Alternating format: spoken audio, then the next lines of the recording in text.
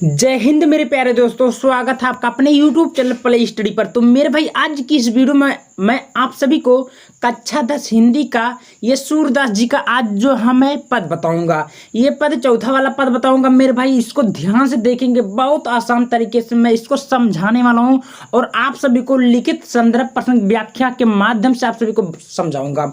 मेरे भाई ये हर साल बोर्ड एग्जाम में आता है, यानी कि वेरी वेरी इंपॉर्टेंट है, ठीक है ना। तो इसको आप लोग जरूर ध्यानपूर्वक देखिएगा, सीरियस होकर तैयारी करिएगा। हो सकता है आपकी 2027 के बोर्ड एग्जाम में आ जाए मेरे भाई। तो इसको आसान शब्दों में सीखना है, तो ध्यानपूर्वक देखना, आसान शब्दों में बताऊंगा। तो वीडियो को ज़्यादा शेयर करें, ठीक है, पसंद आए लाइक भी करिएगा।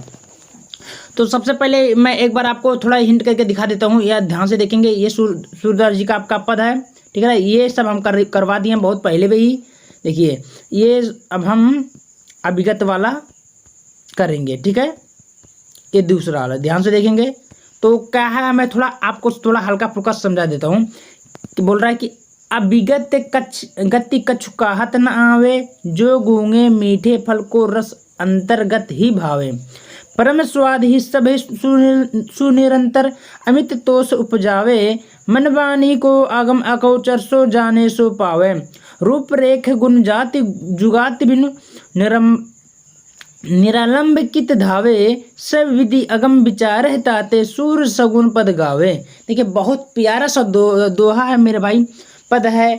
तो इसका मतलब ये निकलता है कि सूरदास जी इस पद में कह रहे हैं कि कोई व्यक्ति अगर गूंगा है तो उसको अगर कोई अच्छा फल दोगे तो कहोगे कि ये बताइए इसका फल मीठा था या खट्टा था या तीखा था या कड़वा था।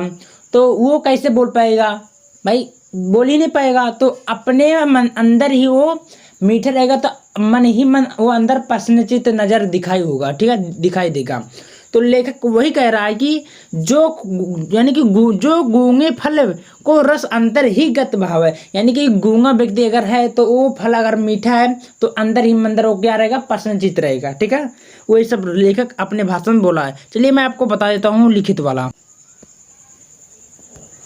यहाँ पर आपके सामने दिख रहा होगा, सूरदास जी का पद दिख रहा होगा। अभिगत गत डट सुजन पद गावे, ठीक ना। संदर्भ कैसे लिखना है चलिए आपको मैं बता देता हूँ। मैंने बोला कि बहुत आसान शब्दों में बताऊंगा, तो आसान ही बताऊंगा। कि प्रस्तुत पद हमारे पाठ पुस्तक हिंदी के पद नामक पाठ से लिया गया है। इसके रचयिता कौन है भाई, सूरदास जी हैं। देखिए जो है बहुत आसान शब्द में 2 नंबर आपका यहीं से फाइनल हो गया। अब आपके सामने आता है प्रसंग, हर साल आता है भाई। इसको लिखना आपको संदर्भ प्रसंग व्याख्या, तब आपको जाकर नंबर मिलता है। तो उत्तर में लिखना है प्रसंग में। इस पद में सूरदास जी भगवान कृष्ण के बारे में वर्णन किया गया है, ठीक है। भगवान श्री कृष्ण के बारे में बताया गया है, ठीक है। अब आपके सामने ये तो खत्म होगा। अब आपको क्या लिखना होगा, व्याख्या लिखना होगा। अब व्याख्या कैसे लिखना होगा चलिए बताता हूँ। काले पेन से हेडिंग डालिएगा व्याख्या, उसी का व्याख्या है कि इस पद में सूरदास जी कहते हैं कि वह निराकार ब्रह्म की स्थिति का वर्णन किए हैं, ठीक है, किया गया है। अर्थात वह अविश्वसनीय माना गया है, विश्वास करने योग्य नहीं माना गया है, ठीक है, जिसको अव्यवहार्य बोला जाता है। जिस प्रकार गूंगा व्यक्ति मीठे फल का स्वाद अपने हृदय में आनंद लेता है, अर्थात उसका वर्णन नहीं किया जा सकता है और मन ही मन वाणी द्वारा उस भगवान तक पहुंचा नहीं जा सकता है। अर्थात जो इंद्रिया से परे हैं वही जाने जो उसे प्राप्त करे, ठीक है, प्राप्त कर लेता है। उस निराकार ब्रह्म का ना कोई रूप है, ना कोई रेखा है, ना कोई आकृति है, ठीक है।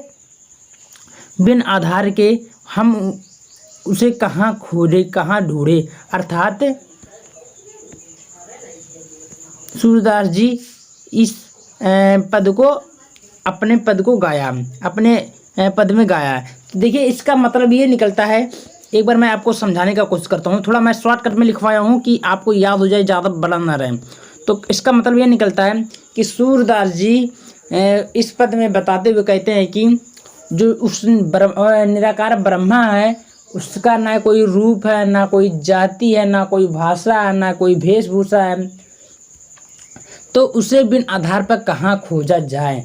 लेखक कहता है यानी कि सूरदास जी कहते हैं कि जैसे कोई व्यक्ति मीठे फल का रस का स्वाद अपने अंदर ही भीतर लेता है, उसी प्रकार जो व्यक्ति निराकार ब्रह्म का केवल उपासना करता है, पूजा करता है, केवल वही व्यक्ति जाने, दूसरा व्यक्ति नहीं जान सकता। ठीक है, तो लेखक अपने इस पद को निराकार ब्रह्म को अपने इस पद में गाया है। ठीक ना, तो इस प्रकार में बताया गया है। तो मेरे भाई इस प्रकार आपका शानदार तरीके से व्याख्या होता है, आप लोग स्क्रीनशॉट ले लीजिएगा। देखिए कितना बेहतरीन तरीके से आपको बताया गया है। ठीक ना, तो मिलते हैं नेक्स्ट वीडियो में। बहुत बहुत धन्यवाद।